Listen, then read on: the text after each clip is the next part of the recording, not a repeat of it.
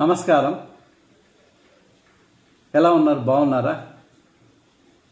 జాతకంలో కాలసర్ప యోగం లేదా దోషం, ఇది దోషమా యోగమా అన్న విషయానికి వస్తే, శుభగ్రహాల కలయిక వల్ల ఏర్పడేదాన్ని యోగమని, అశుభగ్రహాల మధ్య ఏర్పడేటువంటి దాన్ని దోషమని అని అంటారు. రాహుకేతువులు పాపగ్రహాలు, అంటే అశుభగ్రహాలు. ఈ అశుభగ్రహాల మధ్యలో 7 గ్రహాలు ఉండిపోయినందువల్ల ఏర్పడేటువంటి గ్రహస్థితిని కాలసర్ప దోషం అని అంటారు.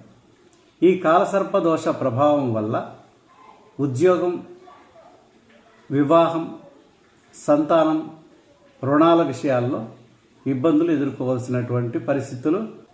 రాహుకేతువులు ఏ భావాల్లో ఉంటాయో ఆ భావాల వల్ల వచ్చేటువంటి ఫలితాలు, ఆటంకాలు కలుగుతూ ఉంటాయి.